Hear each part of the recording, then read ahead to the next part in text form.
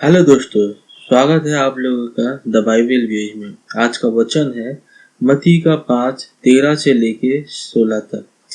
तुम पृथ्वी के नमक हो, परंतु यदि नमक का स्वाद बिगड़ जाए तो वो फिर किस वस्तु से नमकीन किया जाएगा।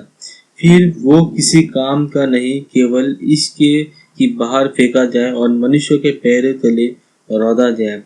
तुम जगत की ज्योति हो।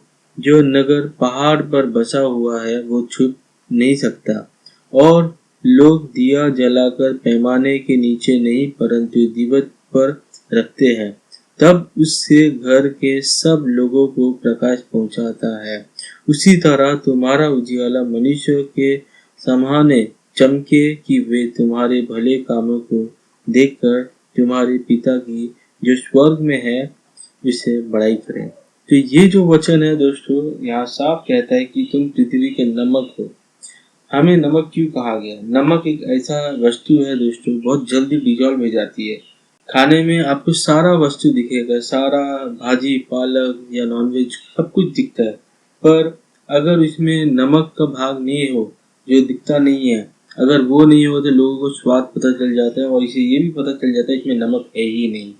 वैसे ही कुछ गुण हमारे जीवन में भी होती है, जो गुण नमक के जैसा होना चाहिए, जो शायद लोगों को दिखता नहीं हो पर इसमें एक असलियत होनी चाहिए।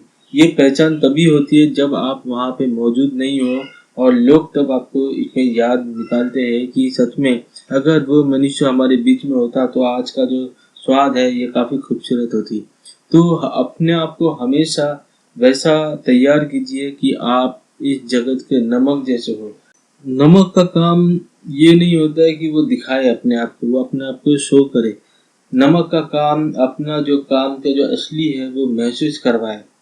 जैसे कि अगर आप कहीं पे भी व्यापार में अगर आप देखोगे कि एक व्यापार एक बिजनेस बाहर से जितना अच्छा दिखता है वो इसके ऊपर निर्भर नहीं करता है। बिजनेस उस पे दिखता है जब आप उसमें से जब तिजोरी में पैसा बढ़ता है या पैसा और आता है, तब जाके आपको लगता है कि हाँ व्यापार से कुछ हो रहा है, जो इनडायरेक्टली हो सकता है। आज के ज़माने में ज़्यादा से ज़्यादा लोग गूगल पे करते हैं या पेटीएम से पे करते हैं, तो इससे क्या पता लगता है उसको पैसा आता है, क्या बिजनेस बढ़ रही है सामान बेच के। तो कुछ सामान ऐसे भी होती है जो दिखता नहीं है लेकिन वो बिकता है। जैसे कि इंश्योरेंस, वो दिखता नहीं है, उससे सिर्फ कागज मिलता है, उसका कुछ नहीं दिखता, लेकिन बहुत सारे चीज लोग इंश्योरेंस लेते हैं और वो दिखता नहीं है, लेकिन उससे भी व्यापार होता है। इसका मतलब साफ है, इस दुनिया में बहुत सारे ऐसे भी चीजें हैं जो दिखता नहीं है लेकिन बहुत काम की चीज है। तो आपको भी अपने जीवन में कुछ ऐसा बनना है ताकि आपको भी प्रभु काफी आशीष दे सके, आप दूसरों के लिए काफी आशीष का कारण बन सके। फिर लिखा है तुम जगत की ज्योति हो। जो नगर पहाड़ पर बसा हुआ है वो छिप नहीं सकता। जगत की ज्योति, आपको जगत की ज्योति के लिए प्रभु ने बुलाया गया है। ये इसलिए बुलाया गया ताकि प्रभु आपसे चाहता है कि आपके जरिए से लोगों को रोशनी पहुंचे।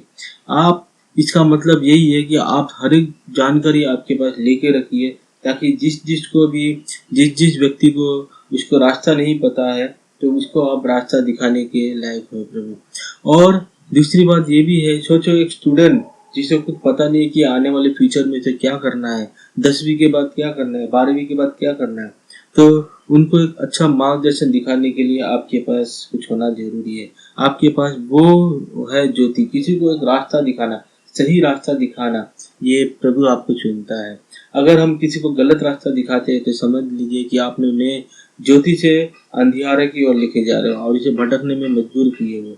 तो इससे ये समझ आती है कि प्रभु चाहता है कि हम नमक के जैसे स्वाद है, भले वो दिखता नहीं है लेकिन वो हर जगह पे काम आता है। वो नहीं रहेगा तो समझ में आ जाती है। और ज्योति जो उजियाला का समान है, आप उजियाला बन के रहो, लोगों को रास्ता सही सलामत आपके पास आके दिखेगा। तो अगर आपने अपनी वैल्यूएशन ज्योति के समान बनाए हैं तो लोग आपके पास जरूर आएंगे, आपके पास वो आशीष पाकर ही जाएगा।